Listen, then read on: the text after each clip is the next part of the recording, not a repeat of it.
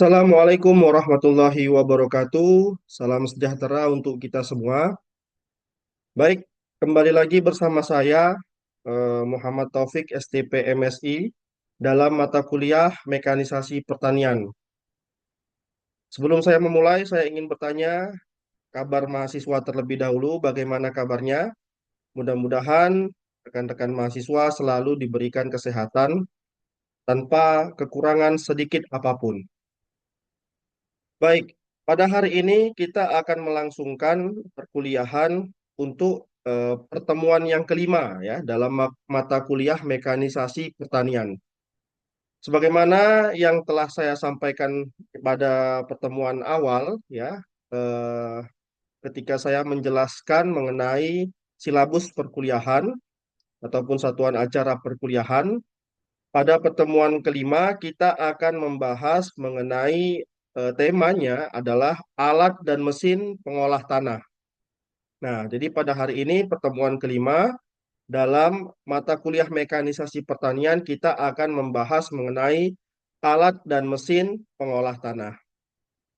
Baik, adapun outline present ataupun isi ataupun konten ya yang akan saya jelaskan dalam mata kuliah Mekanisasi Pertanian temuan kelima dengan tema alat dan mesin pengolah tanah. Yang pertama adalah pengolahan tanah pertama.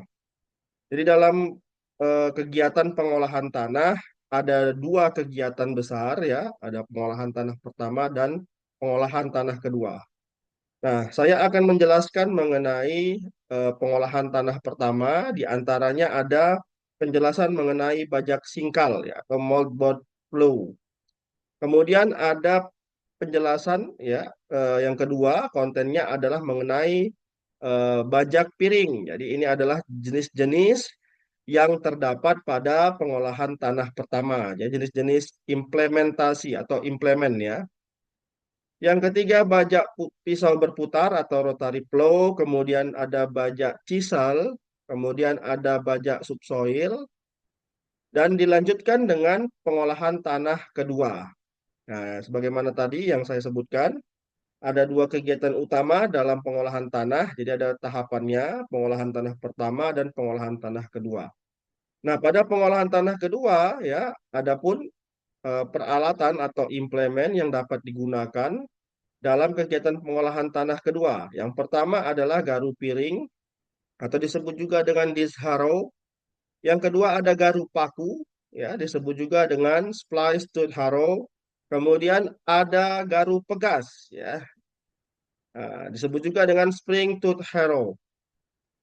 Nah, kalau kita perhatikan pada pengolahan tanah kedua, hampir sebagian besar, bahkan seluruhnya, ya implement yang digunakan atau peralatan yang digunakan adalah berupa garu, ya alat berupa garu.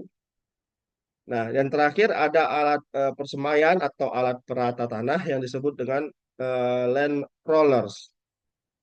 Dan tak lupa pula dalam kegiatan pengolahan tanah tentu kita akan membahas mengenai kapasitas ya. Ini juga berpengaruh ya dalam menentukan ya bagaimana efektivitas dari kinerja dari peralatan atau implement yang kita gunakan dalam pengolahan tanah.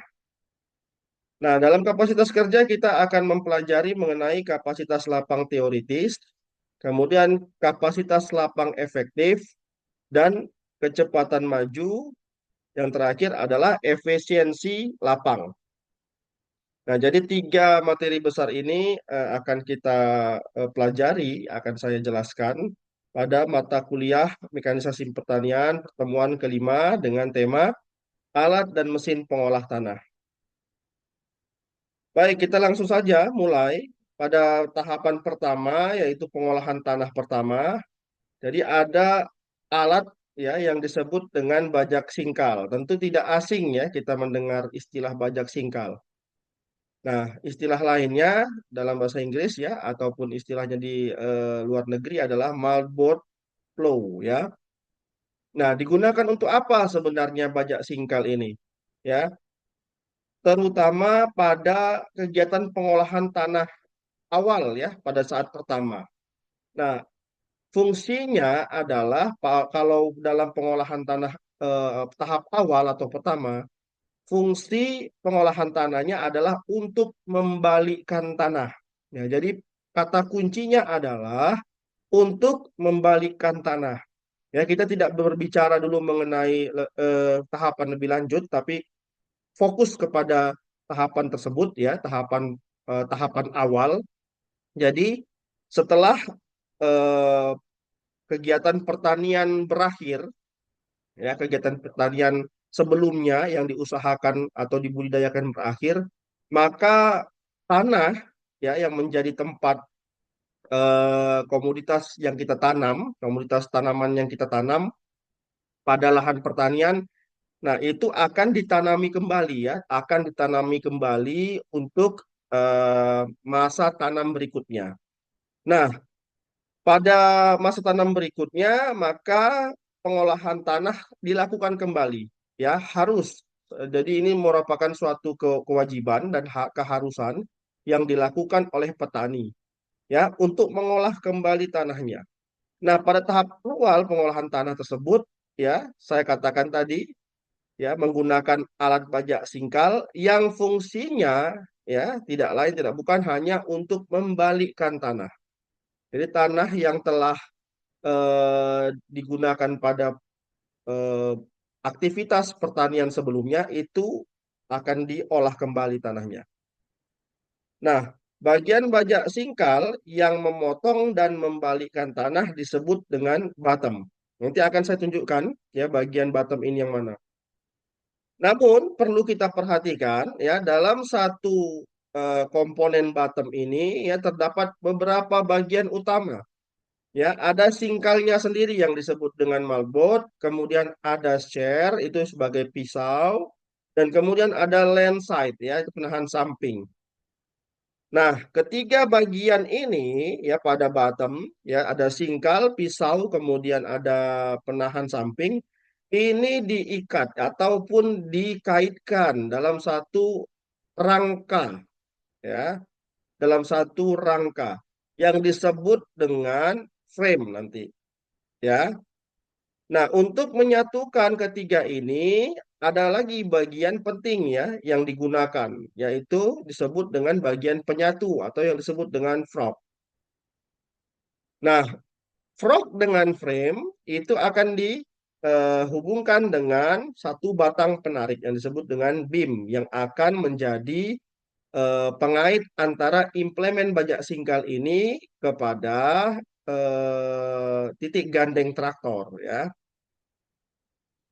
Nah, jadi seperti ini. Ini beam ya, tadi ya, batang penarik yang dikaitkan ataupun yang ditarik nanti atau digandengkan ke traktor ya, atau traktor roda 2, traktor roda 4 ya.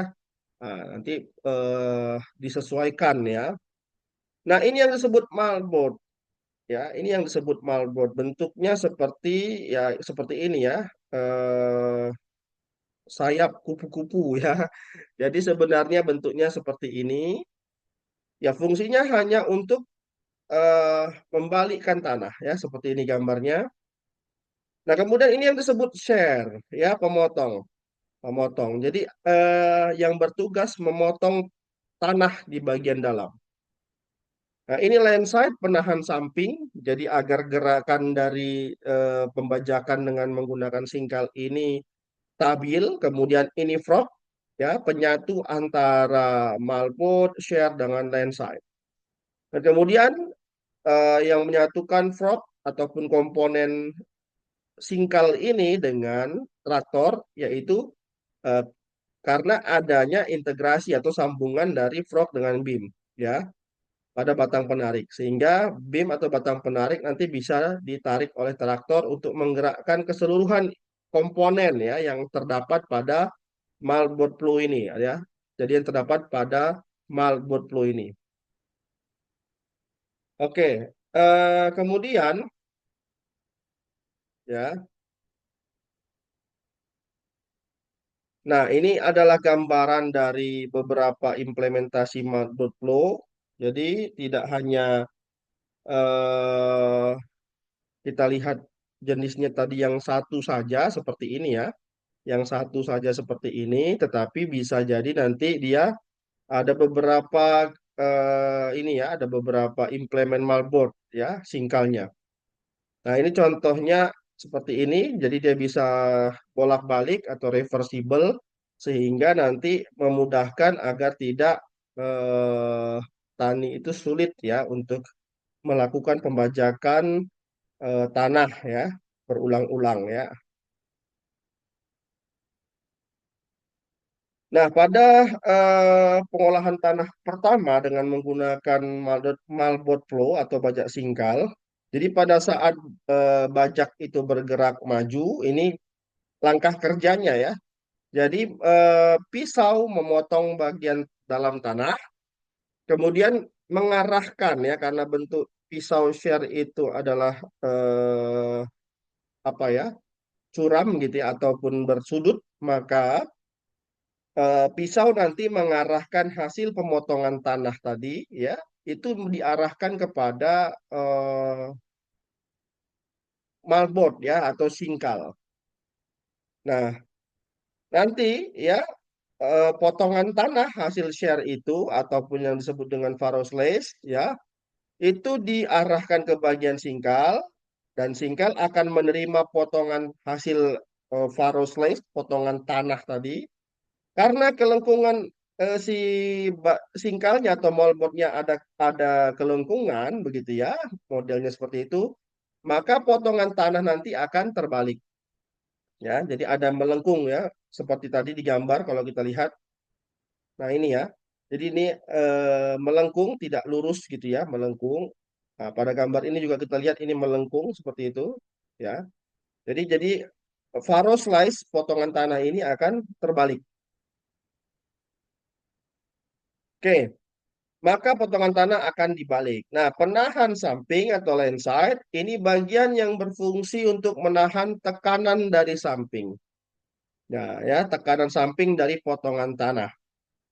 Nah, di samping sekaligus untuk menjaga kestabilan jalannya bajak sewaktu bekerja. Jadi, sudah saya sebutkan di sebelumnya tadi, ya, land side itu menjaga kestabilan karena dalam memotong ataupun membalikkan tanah, ya, komponen bajak singkal ini menerima beban yang cukup berat. Traktor menerima beban yang cukup berat.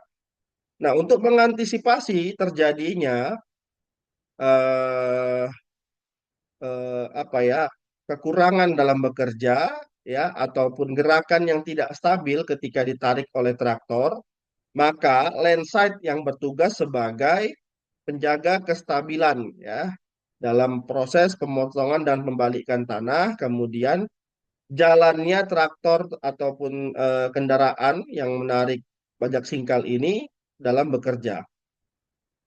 Nah, bagian yang paling banyak bersinggungan dengan tanah, bagiannya disebut dengan heel atau tumit ya.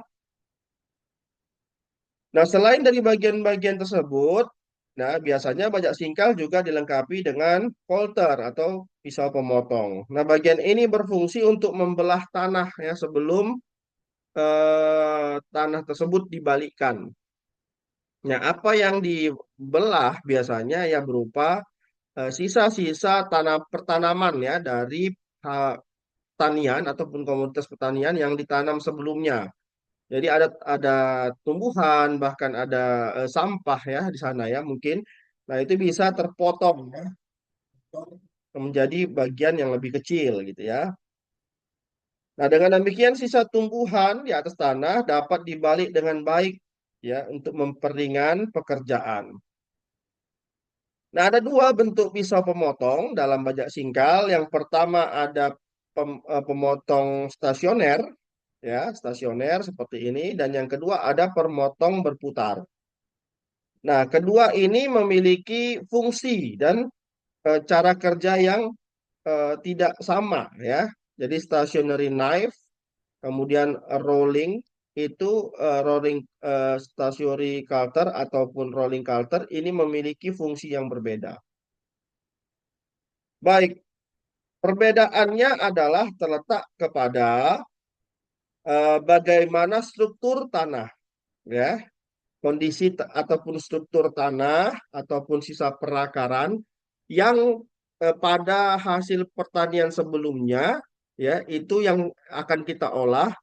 Nah, kalau misalkan eh, hasil tumbuhan atau perakaran tanamannya dalam keadaan kering, ya, maka stationary knife itu dapat digunakan. Tapi kalau dalam keadaan basah, maka pemotongan sisa perakaran akan terasa berat apabila digunakan stationary knife ini, ya, atau stationary knife cutter. Nah, eh, sisa perakaran tanaman akan sangat, ya, saya sebutkan alot, ya, akan sedikit lebih eh, keras, ya, dikarenakan eh, masih lembab ataupun memiliki kadar air yang tinggi, sehingga apa? Sehingga akan sulit untuk dipotong, ya, dan akan nanti dibalikkan. Nah, sehingga pisau pemutar ini, ya, bisa berguna untuk pemotongan dalam rolling culture, ya, pemotongan tumbuhan untuk menjaga agar pemotongan tanah ini dapat eh, dapat apa ya, dapat tidak mengganggu kestabilan dari eh, hasil pembajakan, ya. Jadi rolling culture ketika eh, digunakan ketika pemotongan ataupun tumbuhan yang terdapat pada atas tanah, ya, di atas tanah ataupun sampahnya itu dalam keadaan lembab ataupun basah. Nah, bagaimana hasil pembajakan dengan singkal? Ya, hasil pembajakan dengan singkal ini disebut dengan furrow. Jadi apabila bajak singkal bekerja memotong dan membalikkan tanah, maka akan terbentuk alur tadi, ya, yang disebut dengan furrow. Nah, bagian tanah yang diangkat kemudian dia bisa terbalikkan ke samping, maka disebut dengan furrow slice, ya.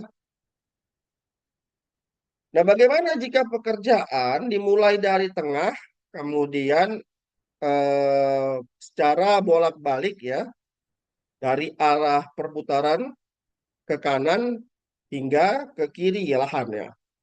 Maka akan terbentuk alur balik yang disebut dengan back furrow. Nah, ini hasil pekerjaannya. Nah, bila pekerjaan bolak-balik dimulai dari tengah dan arah perputarannya kiri, maka akan terbentuk nanti yang disebut dengan dead furrow. Nah, bagian itu nanti bisa saya tampilkan. Nah, ini, ya. Jadi apa yang disebut dengan dead furrow adalah ini, kemudian ini slice furrow, ya, ini slice furrow dan ini back furrow. Jadi tumpukan hasil pembalikan tanah akan menyebabkan adanya eh, pembu, pem, apa ya, pembumbunan tanah, ya, penimbunan tanah, ya. Seperti bentuk membukit atau menggunung seperti ini. Nah, ini yang disebut dengan back furrow, ya. Nah, dalam operasional baja, ya, ini digolongkan atas dua macam, ada baja tarik, ya, trailing molded flow, kemudian baja yang diangkat secara hidrolik, ada mount molded flow, dan dalam hasil kerjanya digolongkan atas dua macam tadi, ya, sudah saya jelaskan sebelumnya pada slide sebelumnya. Ada yang satu arah, ada yang dua arah, atau yang disebut dengan one way dan two way, ya. Nah, pada pengolahan tanah pertama ada juga selain bajak singkal, ada juga alat atau implemen yang disebut dengan bajak piring, ya, atau displow. Nah, ini sangat berbeda, ya, dengan eh, bentuknya seperti bajak singkal. Bajak piring ini dia memiliki komponen tersendiri, ya. Jadi tidak ada malbrot di sini. Yang ada itu hanya disk, ya, atau piringan. Nah, piringan ini akan dapat berputar, ya, kemudian karena kelengkungannya, karena piring itu melengkung ya, bentuknya sedikit melengkung, maka adanya kelengkungan di disk ataupun piringan ini, pajak piring ini, tanah juga dapat terbalik, gitu ya. Nah, untuk membuat piringan ataupun disk pada alat pemajak piring ini, maka eh, agar membuat piringan ini dapat berputar, maka harus ada bearing ya. Harus ada bearing ataupun bantalan poros yang menyebabkan piringan dapat berputar ya. Dengan berputarnya piringan, maka diharapkan mengurangi terjadinya gesekan ya, antar tanah. Sehingga menyebabkan draft ataupun tahanan tanah menjadi lebih kecil ya. Nah, dari sini kita dapat mengetahui bahwasanya ya bajak piring perbedaannya tadi ya dengan bajak singkal, maka bajak piring ini dapat membantu ya dalam mengolah tanah dengan tekstur kadar air dengan karakteristik kadar air yang lebih tinggi ya. Karena dengan kadar air yang lebih tinggi, maka eh, tahanan tanah, maaf saya ulangi, dengan kadar air tanah yang lebih rendah gitu ya. Karena dengan kadar air yang lebih rendah, tanah tersebut ya memiliki tahanan ataupun tahanan gesek ataupun draft tadi ya, tahanan tanah yang lebih tinggi. Nah, sehingga diperlukan bajak piring ya untuk membalikkan tanahnya. Sementara untuk tahanan tanah yang lebih besar gaya ataupun gaya draft yang lebih besar, maka dengan kadar air yang sorry yang lebih kecil dengan kadar air yang lebih kecil, maka ya eh, bajak singkal bisa digunakan. Jadi perbedaan antara bajak piring dengan bajak singkal adalah mengenai ya bagaimana karakteristik tanahnya. Saya ulangi ya, mungkin tadi sedikit membingungkan. Saya ulangi, apabila karakteristik tanah ya yang kita temui di lapangan memiliki tekstur ataupun struktur ya, kalau saya sebutkan karakteristik dengan kadar air yang rendah, maka tanah itu kering. Nah, alat apa yang digunakan? Alatnya adalah bajak piring.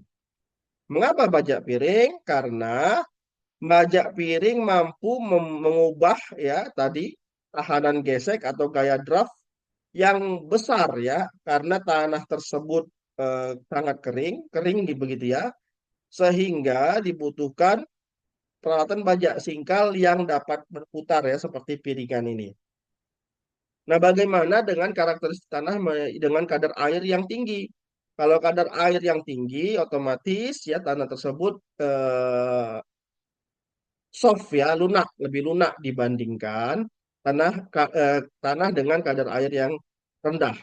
Maka dengan keadaan yang soft, sing, bajak seperti bajak singkal ya, bukan bajak piring, itu bisa digunakan.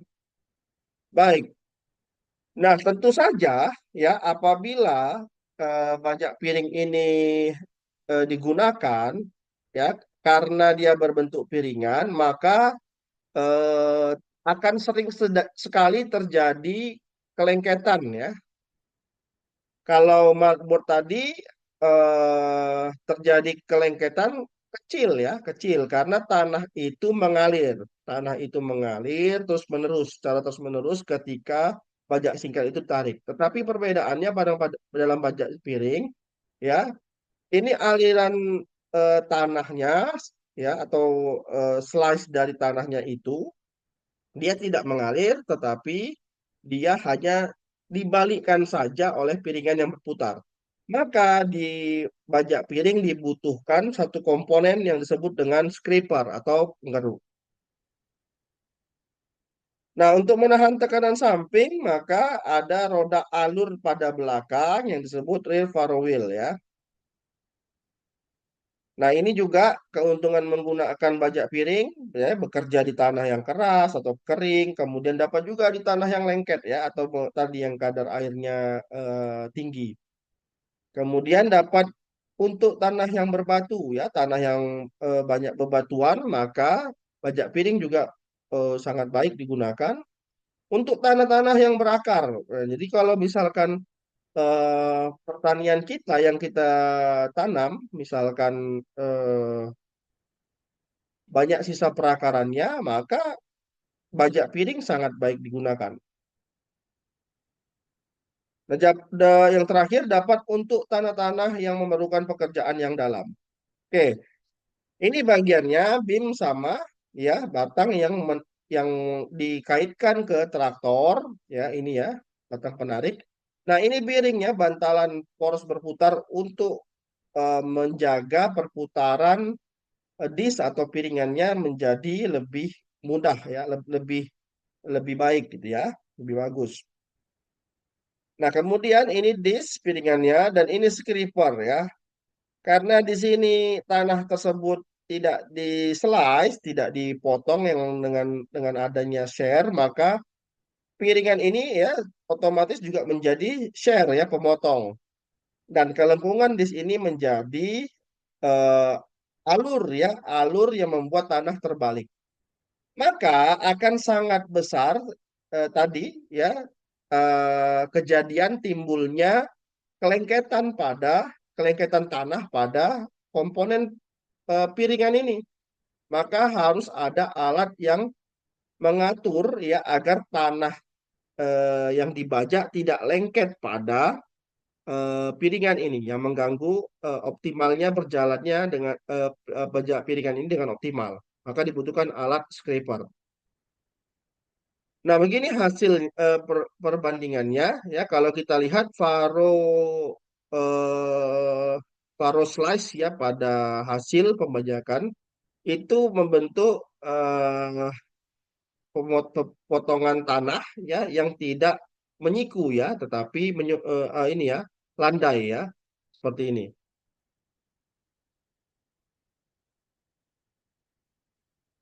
Nah, ini adalah hasil pembajakan eh, bajak piring ataupun displow ya. Jadi bentuknya seperti ini. Kemudian yang ketiga kita lanjutkan, ini ada masih dalam pengolahan tanah pertama, ini ada bajak pisau berputar.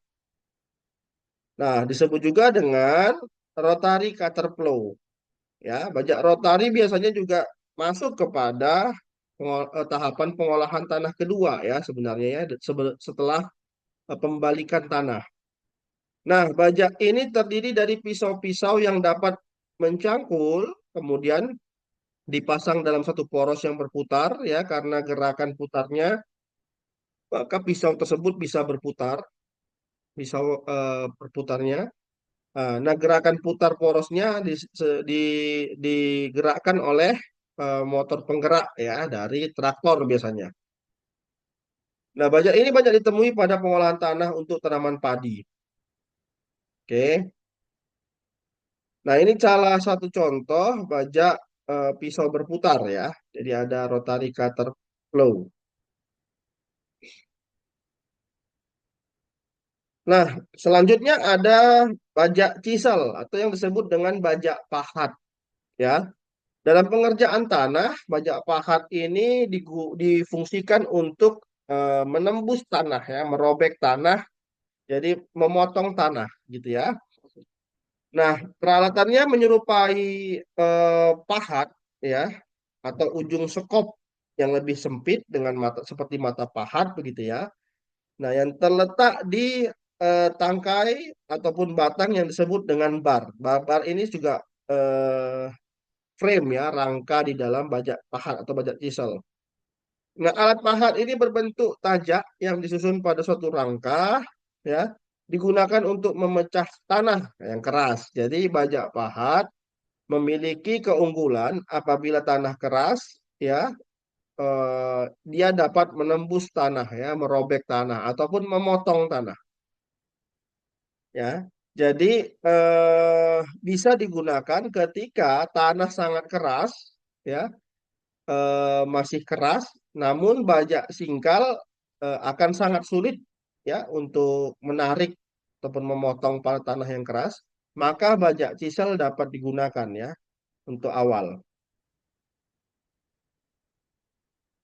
Nah, ini adalah contoh bajak chisel atau bajak pahat bentuknya seperti ini. Ini yang disebut dengan frame ya, frame. Kemudian ini nanti uh, beam akan menyambung kepada traktor seperti ini ya. Jadi kira-kira seperti ini ya bentuknya bajak pahat. Yang kelima ada bajak subsoil. Nah, biasanya ini digunakan untuk membuat lapisan tanah yang lebih dalam ya untuk memecah.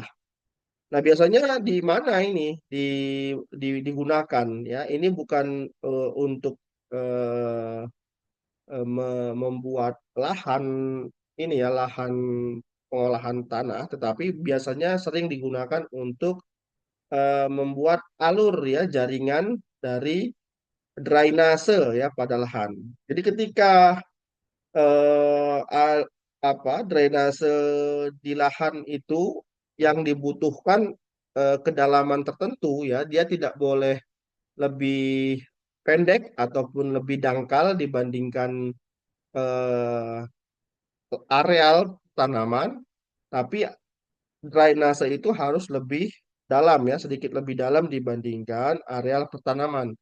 Maka untuk membuat alur ataupun jalur drainase yang lebih dalam menggunakan biasanya menggunakan bajak subsoil ya.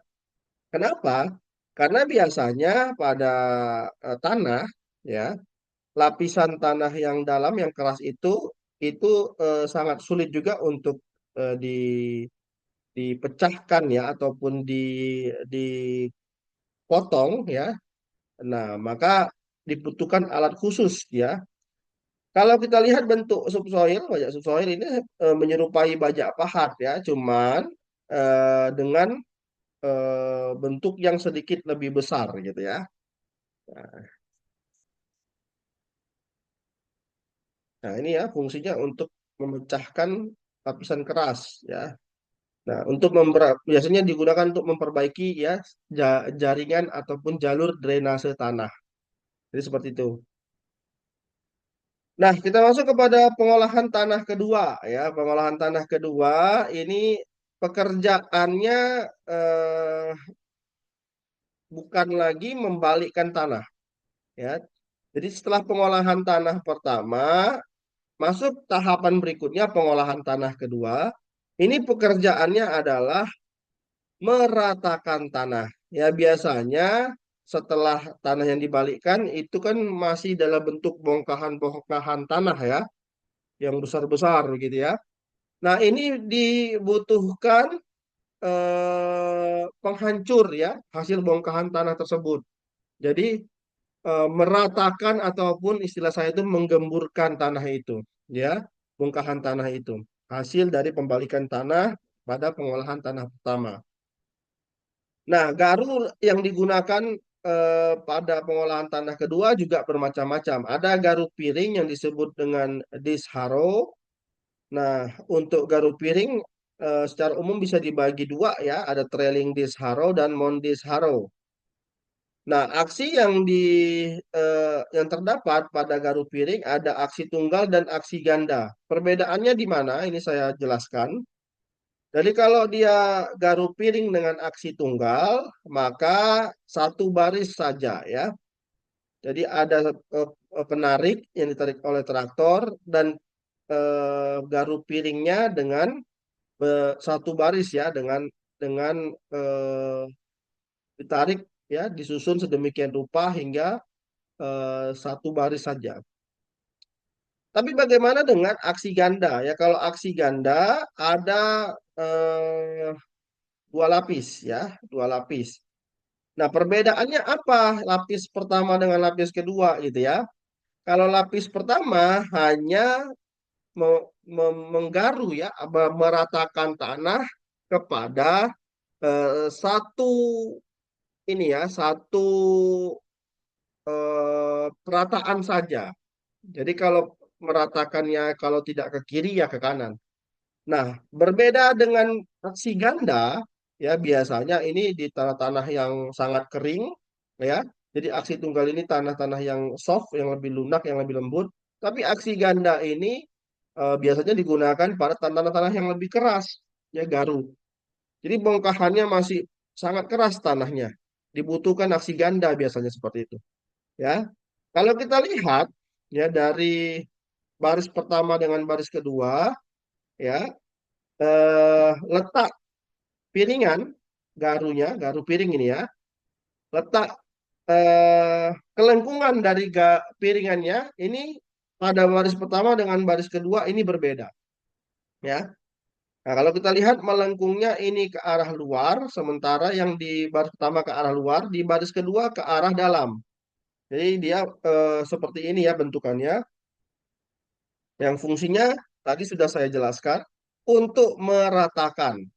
Nah, apabila bongkahannya besar, ini bisa dipecahkan dengan dua kali ya tahap, dua kali pekerjaan ya. Jadi ada baris pertama, pekerjaan yang dihasilkan oleh penghancuran ya atau perataan pada baris pertama dan baris kedua. Nah, ini seperti ini gambarannya. Yang kedua ada splice tooth harrow ya atau yang disebut juga dengan garu gigi ya. Bentuknya hampir menyerupai ini ya, bajak pahat ya, bajak chisel tadi ya. Nah, karena yang fungsinya juga sebagai perata. Nah, kalau apa bajak pahat itu untuk merobek tanah, biasanya kepala tanah keras, ya itu sangat tidak mungkin apabila langsung disingkal, maka apa dulu ya, di bajak pahat dulu, bajak chisel dulu. Nah, kalau bajak garu ini bukan untuk merobekkan, tapi meratakan atau menggemburkan tanah, ya. Nah, ada garu pegas. Nah, ini bentuknya seperti ini ya, dia melengkung. Nah, kalau bentuknya melengkung, maka punya kecenderungan dia dapat dikerjakan di tanah-tanah yang keras ya. Nah, kalau yang tidak melengkung, ini kalau tanah keras, dia bertemu tanah keras, ada kemungkinan ya resiko yang ditimbulkan adalah patah. Jadi tooth-nya atau gigi salah satu gigi pada pada garu ini akan patah kalau dia keras. Nah, bagaimana mengantisipasinya untuk kerja pada tanah yang keras? Maka ya seperti ini ya, ini resiko patahnya lebih kecil karena dia kalau dia bertemu dengan tanah yang keras, dia akan melenting ya atau memantul. Nah, jadi seperti ini dia giginya dapat memegas apabila mengenai gangguan ya. Nah, kemudian ada rotari Hoharo ya. Jadi garu cangkul ya rotari. Nah, seperti ini bentuknya seperti alat cangkul ya, alat cangkul salah satu piringan-piringan garunya ini. Jadi dia dapat disusun sedemikian rupa untuk ya meratakan tanah, menggemburkan tanah. Nah, garu khusus ya, ada juga special harrow. Jadi diantaranya yaitu Wither Mulch ya, ini juga berfungsi untuk ya garu untuk menyiangi ya, menyiangi eh, tanaman-tanaman yang tidak dibutuhkan ya, biasanya gulma, rerumputan dan lainnya. Nah, ini menggunakan alat garu yang berupa Wither Mulch. Kemudian ada soil surgeon yang berbentuk U. Alat ini dipasang untuk juga memecah bongkahan tanah. Nah, ini bentuknya ya wither mold seperti eh, spring tooth harrow tadi ya, tapi ini satu baris saja dan ini dapat digunakan untuk apa? Untuk penyiang ya, baik itu rumput atau gulma. Ini ya wither mold. Nah, ini soil surgeon ya, dia digunakan untuk apa? Digunakan untuk eh, ini ya merebahkan ataupun menjatuhkan sehingga tanah yang akan digaru menjadi rata ya, menjadi rata. Dan ada juga land rollers ya menyerupai piringan-piringan atau roda yang disusun rapat dalam satu as gini ya.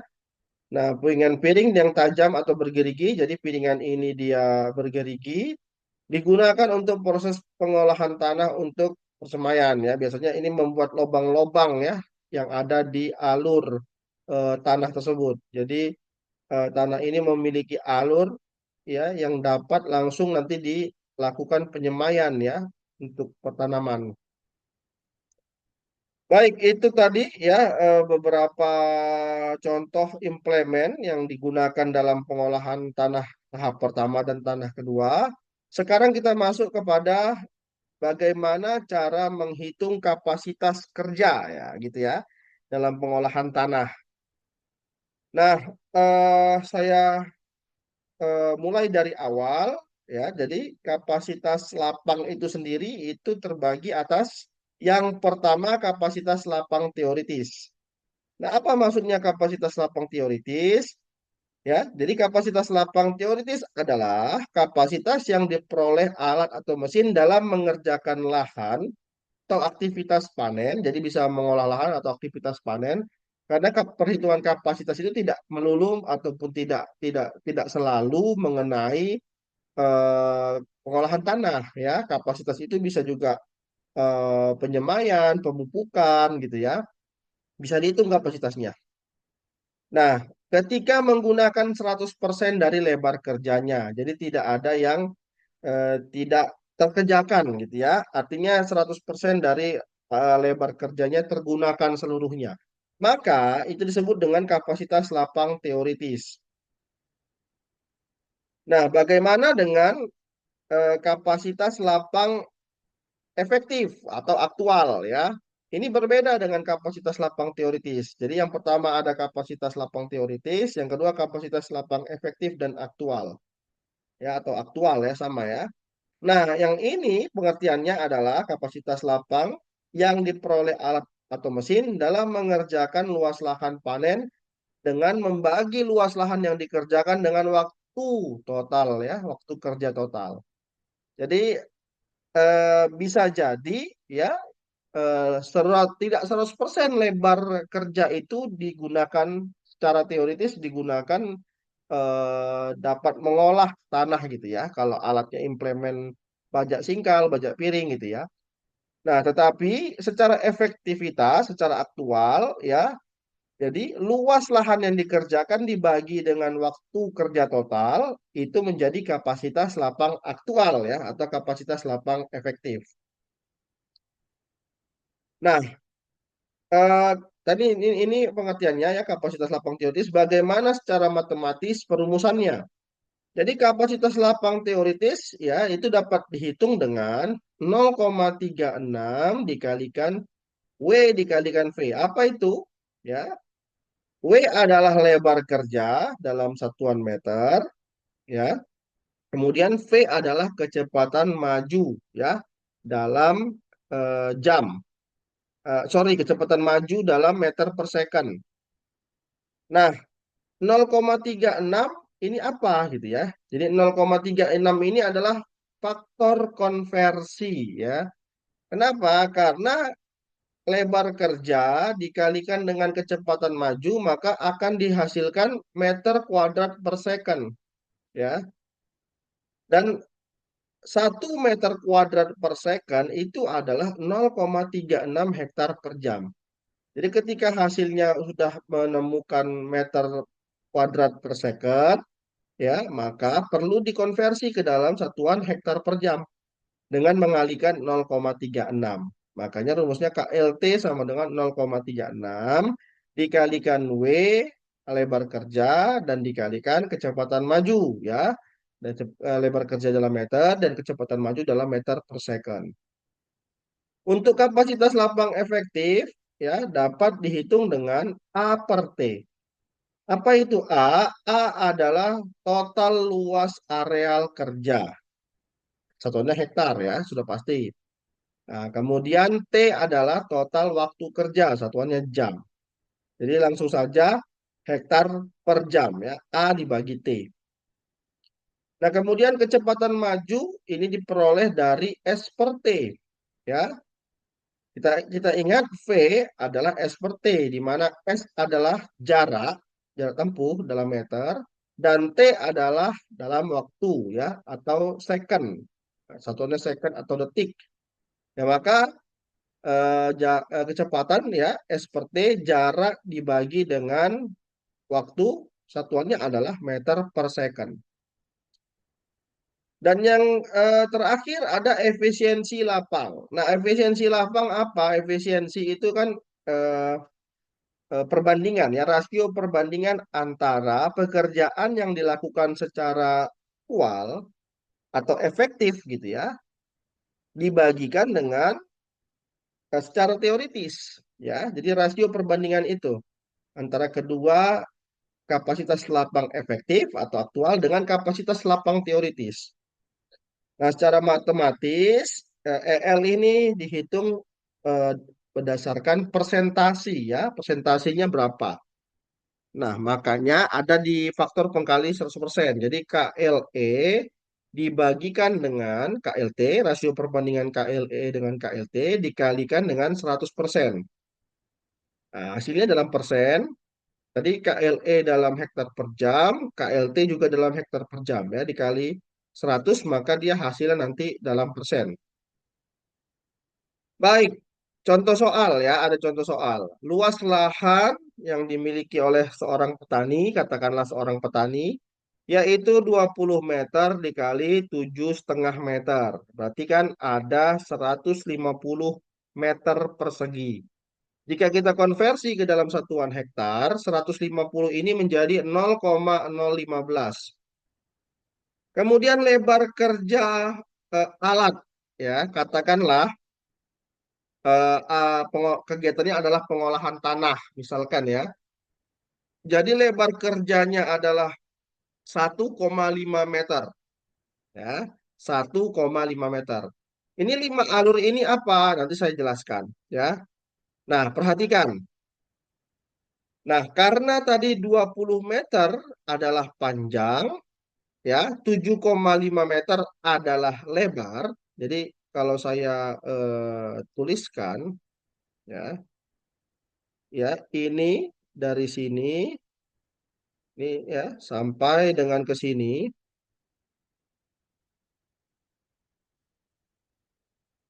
Oke, ini adalah panjang ya. Ini adalah panjang. Nah, kemudian dari sini sampai dengan sini, ya, ini ke bawah. Ini adalah lebar.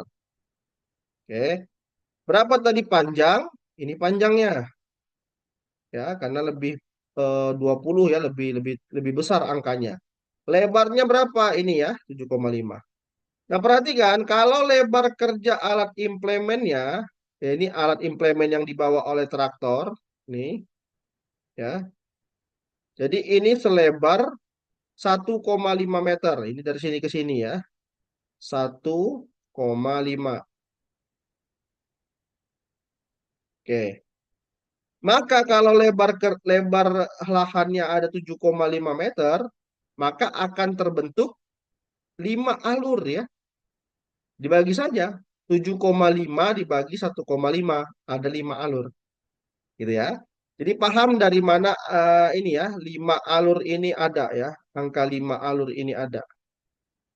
Bagaimana maksudnya 5 alur? Alur pekerjaannya ya seperti ini 1,5 ya dia bekerja. Kemudian setelah ini bekerja, ini tanah sudah diolah ya.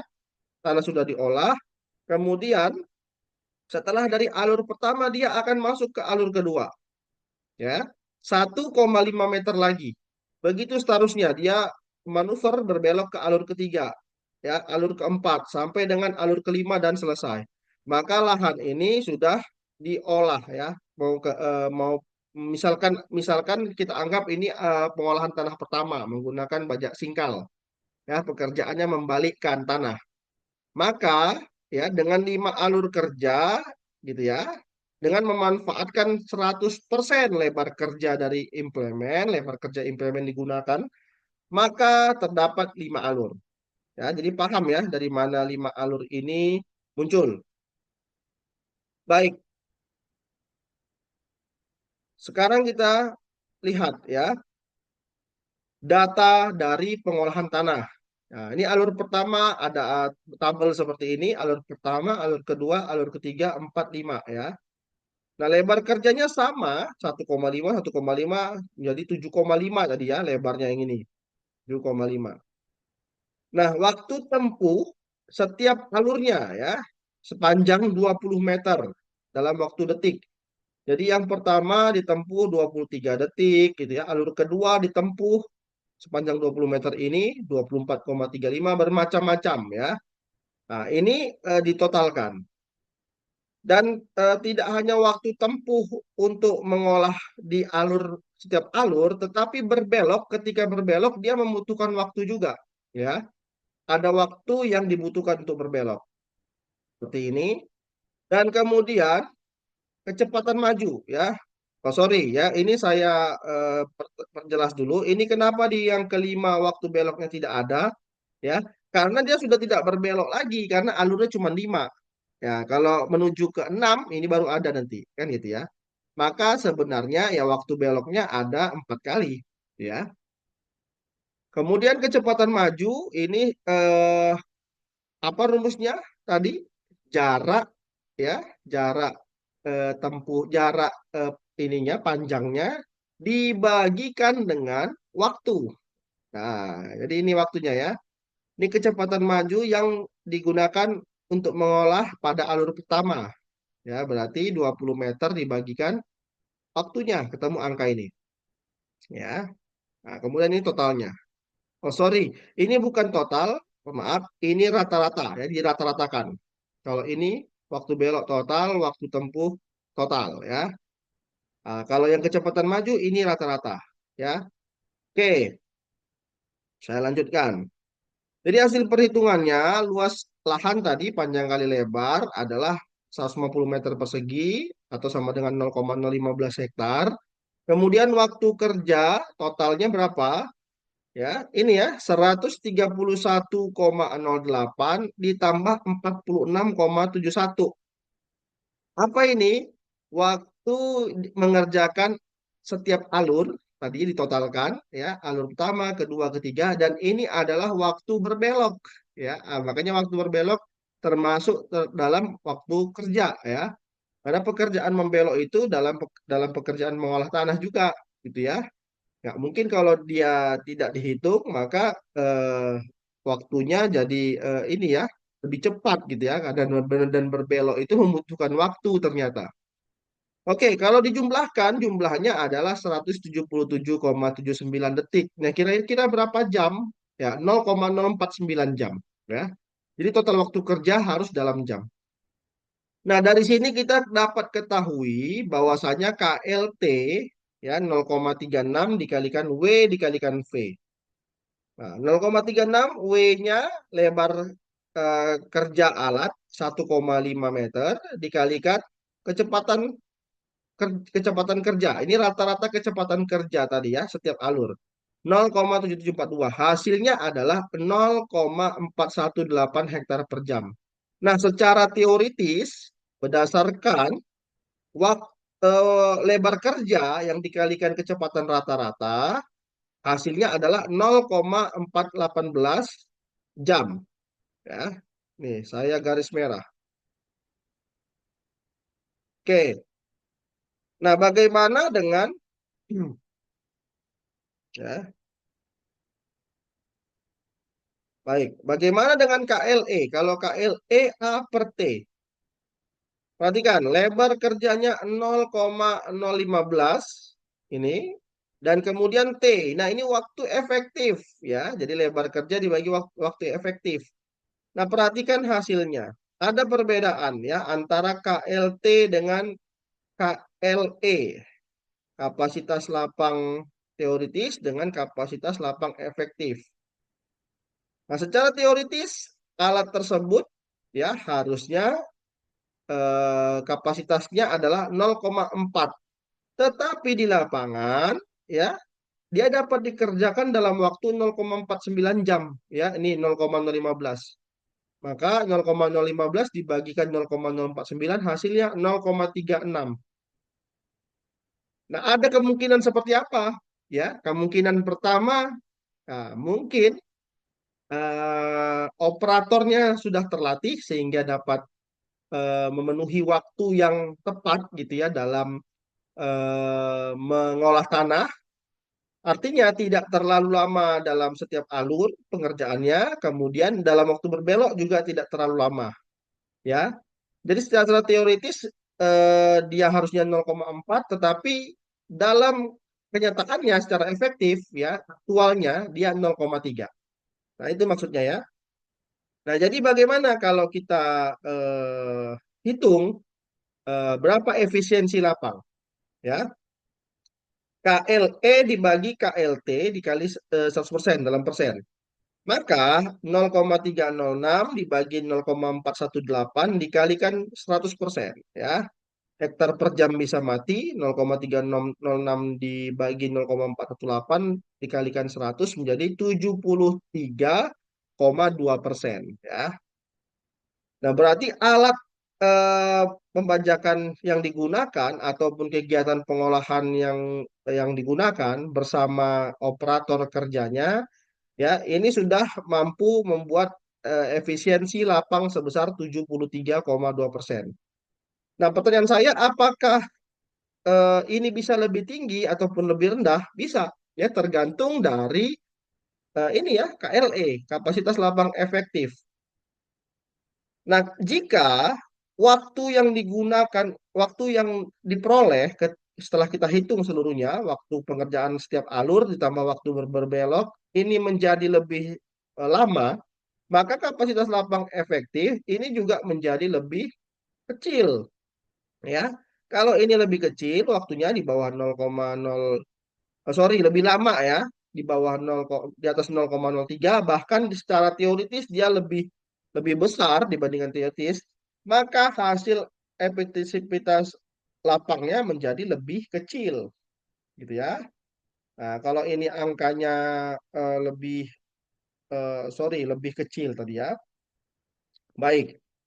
Nah, jadi bisa ya efisiensi lapang ini bisa menjadi lebih kecil dan menjadi lebih besar tergantung dari kapasitas lapang aktual atau kapasitas lapang efektif ya yang terjadi. Nah, luasan lahan dibagi dengan waktu total kerja. Baik, saya punya soal kuis atau responsi yang bisa dikerjakan oleh mahasiswa. Jadi kalau lihat gambar ini adalah lahan pertanian padi ya, lahan pertanian padi di mana pada lahan pertanian ini sudah selesai dipanen ya, sampai sudah timbul rumput juga ini ya, sudah selesai dipanen. Kemudian ingin dilanjutkan kepada masa tanam berikutnya. Maka dibutuhkan yang namanya pengolahan tanah ya untuk membalikkan tanah. Ini pekerjaan pengolahan tanah pertama ya, membalikkan tanah ya, nah, memotong dan membalikkan tanah. Baik, kalau kita lihat ya implement ini saya gambar terlebih dahulu, saya tulis ya dia punya lebar kerja. Nah ini ya, alat ini punya lebar kerja ya. Nah, berapa luas lahannya? Ya kita nggak tahu. Luas lahannya ini luas mungkin ya. Nggak tahu kita berapa. Nanti ada soalnya. Nah, ini luas lahannya. Baik, sekarang ya ini ada persoalan seperti ini. Ya, itu tadi traktor roda 4 melakukan kegiatan pengolahan lahan ya dengan menggunakan bajak piring ya, menggunakan bajak piring pada suatu lahan dengan luas lahan sebesar 0,046 hektar. Oke, luas lahannya diketahui 0,046 hektar. Hitunglah kapasitas lapang teoritis KLT, gampang ya. 0,36 dikalikan W dikalikan V, ya. Kapasitas lapang efektif, gampang ya. Luas lahan A dibagi dengan T, waktu total kerja. Waktu total kerja apa saja? Waktu dalam setiap alur dan waktu berbelok, ya, ditotalkan. Kemudian efisiensi lapang. Yang berapa jadinya? Setelah dapat KLT dan KLE, tadi rumusnya KLE dibagi KLT dikalikan dengan 100% ya, 100 gitu ya. Jadi dalamnya hasilnya dalam persen. Ya, atau rasio antara kapasitas lapang efektif dengan kapasitas lapang teoritis. Baik, jika diketahui lebar kerja dari pengolahan tanah adalah 2 meter, berarti lebar kerja implementnya ya, bajak piring tadi 2 meter ya. Nah, berdasarkan hasil pengamatan diperoleh data sebagai berikut. Oke, ada 10 alur, kemudian dia setiap lebar kerjanya 2 meter 2 meter. Ini waktu tempuh ya dalam alur pertama ya dalam detik. Nah, kemudian ini waktu berbelok, kemudian ini kecepatan majunya. Sudah ada datanya, berarti tinggal dihitung ya. Oke. Ini rekan-rekan mahasiswa boleh mengerjakan di rumah ya untuk bahan kuis ya responsi sebagai latihan. Baik, saya kira pertemuan pada hari ini ya cukup sampai di sini. Saya ucapkan banyak terima kasih atas perhatian mahasiswa. Mudah-mudahan kita selalu diberikan kesehatan, ya, selalu diberikan perlindungan ya oleh Tuhan Yang Maha Esa, agar kita selalu dapat senantiasa ya menyelesaikan pekerjaan kita sebagai mahasiswa, agar kita dapat eh, lulus ya dengan eh, predikat yang baik gitu ya, terutama pada mata kuliah mekanisasi pertanian juga dapat lulus dengan nilai yang baik begitu ya. Eh, saya mohon maaf apabila ada kesalahan kata ataupun kebingungan ya dalam eh, penjelasan saya. Saya membuka forum diskusi ya di mana tempat kita berdiskusi ya baik dari chat pribadi saya, kemudian dalam platform yang saya sediakan ya ada Classroom dan lain sebagainya. Eh, Sekali lagi saya ucapkan terima kasih banyak kepada mahasiswa. Apabila mahasiswa ada yang ingin tanyakan, silakan langsung melakukan chat ya, chat saya, kemudian kepada platform atau media atau sarana yang saya gunakan tersebut. Baik, saya sudahi pertemuan kali ini. Ya, mudah-mudahan kita dapat bertemu kembali pada pertemuan selanjutnya. Eh, saya tutup pertemuan ini dengan Billahi taufik wal hidayah. Assalamualaikum warahmatullahi wabarakatuh.